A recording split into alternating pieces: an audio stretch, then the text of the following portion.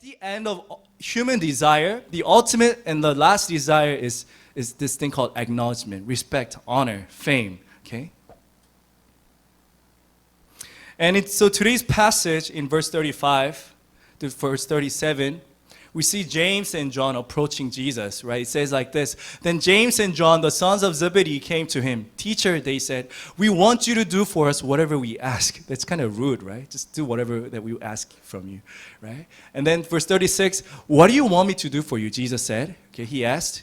And James and John replied, let one of us sit at your right and the other at your left in your glory. Do you see?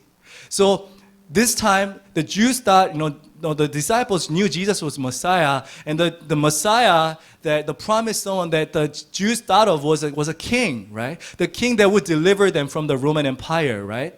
So they thought Jesus one day he's going to be this king, and he's going to have his government, nation, administration, and so by then they want to be someone of high position, right? Can you remember me? Can you make me into someone that's on your left and right? What do they want in this phrase in this right now? They want fame, honor, respect, acknowledgement. Do you see? And then look at the rest of the disciples in verse 41. When the 10 heard about this, the rest of the 12 disciples, right? So 10, besides James and John. When the 10 heard about this, they became indignant with James and John. Why do you think they became indignant? Why do you think they got mad? Because they also had that same desire, you see? They also had the same desire where they want to go high in position. They want to be recognized. They want to be acknowledged. They want honor, fame. 2 people were able to say it out loud, and 10 weren't able to. But no matter, they had the same desire, you see? Wanting to be acknowledged. The ultimate last desire of humans, right? And so, same story in another book of Luke. It says a dispute also arose among them as to which of them was considered to be the greatest. See? So these disciples were arguing about, hey, I want to be the greatest. Who is the greatest person among us, right? Because they want to be the leader. They want to be recognized, right? The fame and honor. So what is fame and honor? Once again, wanting to be acknowledged, wanting to be recognized, right? A lot of guys, right, especially guys, we want to be leader in a group. You know what I mean? Because of pride, right? We want to be the dominant one. We want to be the one that orders people. We don't want to be ordered by others, right? We want to be order. We want to order, right?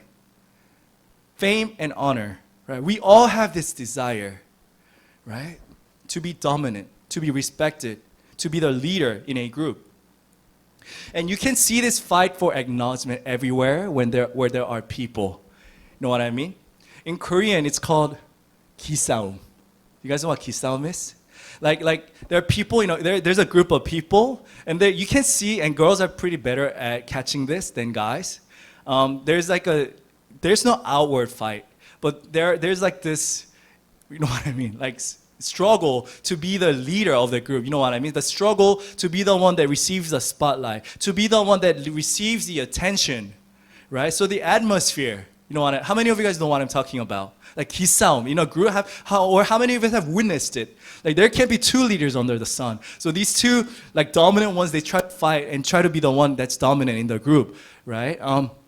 And like there's this one group, hanging out, and there's a dominant one, and then there's another person that comes in, and then like the whole atmosphere kind of changes. You know what I mean? The shift in power, the shift in the attention and spotlight. You know what I mean? So you can see this prevalently everywhere. There are people, and that's why people make cliques, right? People make their own group, and you gotta be the leader in that group. You know what I mean? Cliques, right? So fame and honor, and that's what politics is about, right? Fame and honor, splitting sides and cliques, and trying to be the dominant, trying to be the leader, trying to be the president, right? And so this is the people's desire, and people try to be the boss in their group, but Jesus says it's actually the leadership of non-Christians. Verse 42. Jesus called them together and said, you know that those who are regarded as rulers of the Gentiles lord it over them, and their high officials exercise authority over them. You see? Jesus says this kind of leadership is a leadership of Gentiles. Okay? It's not Christian leadership. What is the leadership of non-Christians? It's, according to Jesus, it's authoritative. Okay? They like to rule over others. Rather than being ordered, they like to order people. And they like to be on the stage. They like to be the dominant, you see? Authoritative leadership. Jesus says that's a leadership of the Gentiles. Okay? And so Jesus says that's not the leadership of Christians. And verse 44, Jesus reveals the leadership of the Christians. Verse 43. Not so with you. He starts out by saying, not so with you. Instead, whoever wants to become great among you must be your servant. And whoever wants to be first must be slave of all. Amen. Right. Jesus says the leadership of non-Christians, of the Gentiles, of the world people is something that's authoritative, and they like to rule over people. Actually, Jesus' way, the leadership of Christians, according to Jesus, it's servant-like, it's serving. It's being a slave, right? And to us and to the world people, this doesn't make sense. What kind of leader is that? What kind of leader is like a slave, right? So let's ask this question. Why does Jesus say you need to serve others to be the greatest? Why would Jesus say that? Why does Jesus say you need to serve others to be the greatest? If any one of you wants to be the greatest, they need to serve. Why would Jesus say this? It's because of this. People follow humble leaders. People follow humble leaders. I want you guys to picture a good leader. Who would be a good leader? Okay? Who would be a good leader? And most of you guys thinking, just because I said humble leader, you might be saying humble. But actually, here's the truth. A good leader first has to be capable. Okay? A good leader has to be capable first, right? It's like this. You're sick. You need to get surgery, right? Would you go to a Christian doctor who's not good at what he's doing? Would you go to a non-Christian doctor, but he's good at what he's doing? Who would you go to? Who would you go to? Obviously, you would go to the good doctor, right? Like a leader, first of all, has to be capable first. And only when you're capable, that's when you can become humble. Okay, I need to explain this. Okay? But if you're only capable, people are not going to follow you. No, I was leading campus ministry when I was in college, and I could have been a capable person as I led the group well, but I didn't have humility. Right? That's what I was lacking, right? So on the outward, it seemed like people were following me, and people do follow capable leaders, but to be honest, the capable leaders who are not humble, they don't win people's heart. See what I mean? Right? And like I said, only when you're capable, you can be humble. I need to explain this. Only when you're high, you can go low. Only when you're capable, you can become humble. It's like this. Let's say you're dumb. Let's say there's a dumb student. He has like 2.0, 1.0 GPA. Okay? And then if he says, I'm dumb, is that humility or a fact? It's a fact. You see? And there's this another student who has like 4.0 who's really smart, and he says, oh, it's not me. It's God. That's humility. You get what I'm saying? Christians, we mistake this into thinking that, I must be serving, I must be slave-like. So we go low, but that's not what it's actually about. If you want to be humble, you need to be capable first. So this is a reason why, as Christians, we need to excel in what we are doing. If you're a student, you need to excel as a student. If you are working at a job place, you need to excel at that job place in order to what? Glorify God through that humility. Can I get an amen?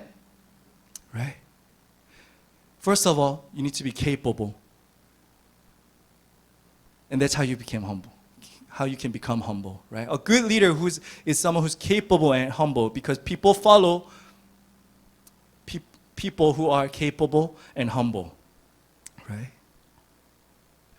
And so Jesus says we need to serve others, right? Jesus' leadership is about serving others, right? So let me ask I want you guys to ask you guys this question. Are we serving others?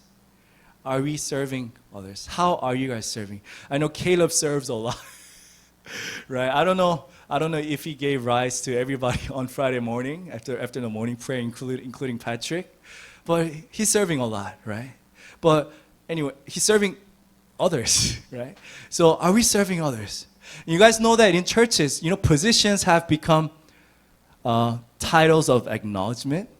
The word serve, the original word for Greek is diakonia, and that's where the word deacon comes from. Deacon, 집사님, right? But in churches, how do we give that title now? You give that title if you're married, if you're old enough.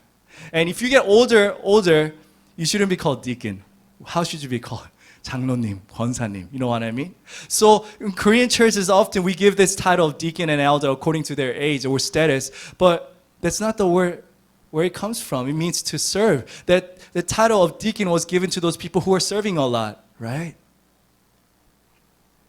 And so are we serving others, or do we just like to be served? Okay? Even in my generation as well, though the younger the generation gets, the more selfish the people become, right? First of all, we don't serve. There's no sacrifice. We don't, I said this earlier service too. The problem with the Christians today is that we've become too smart. And so we know what's gain and losing. You know what I mean? We're so calculative, right? But first of all, people don't serve. And they only serve themselves. And then the bigger problem is, I think, even when they're served, they don't appreciate that, right? We don't appreciate our parents or teachers, or we need to appreciate Caleb for giving rides and for serving us and buying food and stuff. You know what I mean? Right? So Jesus says you need to serve others to be a leader. First of all, we don't serve. We serve ourselves. And we don't even appreciate people serving, right? It's a big problem. So what is serving? Let's get to the core of today's message. What is serving? And the answer is in Philippians chapter 2, verse 2 to 4. Let me read this for us. What is serving? Then make my joy complete by being like-minded, having the same love, being one in spirit and of one mind. Do nothing out of selfish ambition or vain conceit. Rather, in humility, value others above yourselves, not looking to your own interests, but each of you to the interests of others. What is serving? It's this: valuing others above yourselves. Can I get amen? Regarding others above ourselves. This verse means the person you look down on, right? Who you think is dumb, right? It's often our siblings, right? 내가 그래도 내 동생보다 낫지. As an older sibling, I think I'm better than my younger sibling, right? Whoever it is, the person you look down on, regard that person better than you. And trust me, this is the hardest thing. One of the hardest things. And like I said, humility is the most important thing. And as much as it's the most important thing, the hardest thing it is to be humble, right? You see that person, you have the arrogant eye. 저 사람은 좀, no, right? But whoever it is, regard that person above yourself, right? Because what happens if you don't regard others above yourself is this. Matthew chapter 7, verse 3. Why do you look at the speck of sawdust in your brother's eye and pay no attention to the plank in your eye? Okay?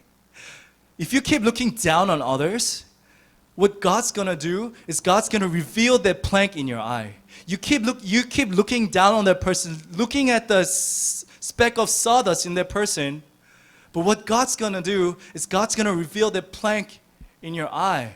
Right? And that's what happened to me in college, right? I used to look down on people. I used to look down on my family and friends and everybody. And then God made me realize, oh my God, I'm the worst of all, right? I'm the biggest sinner of all, right? I'm the worst of all. I'm trash. Literally, I'm a trash, right? I realized that I'm not someone who can say anything to others. 예전에 남한테 뭐라고 하는 거 되게 좋아했어요. 무슨 말인지 알아요? I used to like telling others this and that. 넌 이거 잘못했어. 넌 이거 잘못했어. Right? And then after realizing that I'm actually the worst of all, oh my God, actually that person is better than me. Right? God's going to reveal that to you if you don't regard others better than yourself. Right? So serving others means to exalt others. Exalt others. Right? You know, some people, like I said last week, there are some people that make you, when you're with that person, they make you feel like you're the worst person. Like you keep feeling, you can't help this feeling that you are being looked down on. 무슨 말인지 알아요? Right? On the other hand, there are these people, when you're with that person, they make you feel like you're the best person in the world. On a short story, but the president, what's his name? Clinton, Bill Clinton. Right? Had this ability that used to make people around him person like a great person. You know what I mean? And that's how he attracted many people. Right? And this is what Christians ought to do. Rather than judging and making others feel like looked down on, we need to make others feel like, hey, you're loved by Jesus. You're God's creation. God bless you. You know what I mean? Can I get amen? Right? Can I get amen? Right? And this is a little dating tip too. And this is more relevant in this group. How do you find a good spouse? Okay, that's whether husband or wife. It's this. Don't meet someone who constantly makes you feel guilty. See what I mean? A wise husband, a wise wife, and I'm going to share it in detail when I share about dating seminar, is someone that makes you feel, that encourages you, and makes you feel like you're the best person. See what I mean? And I hope that we become all of us become that person where if you're around that person, if you're like, you can feel God's love and you feel like you're the best person in the world. You know what I mean? That's the mature person. That's the wise person, actually. Can I get an amen? This was really something really important. Okay? So, you know, in people's conversation, it's mostly boasting I, right? Exalting themselves. But Jesus says, no, exalt others, right? If you exalt others, people will follow you, okay? Not because of your authority, but you really gain people's heart. That's Jesus' way, okay? So humility is a key to growth in character, right? There are people who keep switching churches, right? They go to this church and they don't get along with these people. They go to that church, they don't get along. They go to another church and these things bother them, right? And there are people who are so easily and irritated and annoyed. But let me ask you this question. Where's humility in that attitude? Do you go to church wanting to be served? Right? Where is serving? Think about it. Jesus says he came to this earth not to be served, but to serve, right? If Jesus came not to be served, but to serve, who are we wanting to be served and not serve? Right? Jesus came to serve, and who are we to not serve, but just want to be served? And if we are irritated, if we don't like something, we just leave church and switch churches, right? Where's the growth? You never grow. That's why without humility, you'll never grow. Do you guys know what I look for in people? I'm not judging anybody, but when I see people, do you know what I kind of see in people, and including myself as well? And this is one of my most prayed prayer requests. This is something that I always pray about. It's this: when I see people, I see their 그릇. You guys know what 그릇 is? You guys maybe think it's dish, but 그릇 actually in the Bible it's translated into vessel or instrument. Okay, so Acts 9:15 goes like this. But the Lord said to Ananias, go, this man is my chosen, Apostle Paul, regarding Apostle Paul, go, this man is my chosen instrument to proclaim my name to the Gentiles and their king and to the people of Israel. Do you see? When I see people, I see what kind and how big their vessel is. 얼마나 큰 그릇인지. Do you know what I mean? Vessel that contains people. Know what I mean? Right?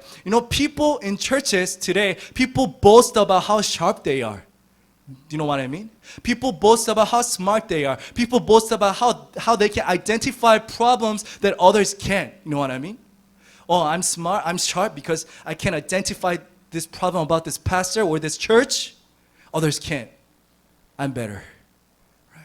But our fight is not about how well you can criticize others. That's God's job. That's God's job for him to be the judge. But our fight is about how much bigger a vessel can you become for God. Can I get an amen? Right? Bigger vessel that embraces more people. That's what God's concerned about you. God is not concerned about your ability in criticizing others. In fact, that's sin. But what God really cares about, 이 사람이 얼마나 큰 그릇인지. So I pray, I'm not perfect. I don't have the most perfect personality, and I get into quarrels, I get into fights with people here and there are people that are hard to embrace. Do you know what I pray? God, make me a bigger vessel. 내가 더 큰 그릇이 되게 해주세요. For me to, as a pastor, for me to able to serve this person, for me to able to embrace that person. See what I mean? That's our fight. Not being able to criticize that person better and better. See? So to close out today's message, let's read the last verse of today's verse 45. At the bottom, verse 45. For even the Son of Man did not come to be served, but to serve, and to give his life as a ransom for many. See? Even Jesus came to this earth not to be served, but to serve. So let's ask this question. Who are we to not serve if Jesus served us? Right? If Jesus rejected being served, then who are we wanting to be served? See? Are we greater than Jesus? So let's go over some things that we learned today. Today, I shared that the fame and honor are people's ultimate desire, wanting to be recognized, wanting to be acknowledged. But Jesus says, no, you acknowledge others. You recognize others. That's Jesus' way. A good leader, second, a good leader is someone who's not only capable, but who is also humble. But in order for you to be humble, you need to be capable. You need to excel in what you are doing, okay? Whatever occupation that is. Thirdly, when people are around you, are you someone that constantly make them feel like they're looked down on? Or are you someone that really make them feel great and make them feel the love of God? You know what I mean? That they're beloved.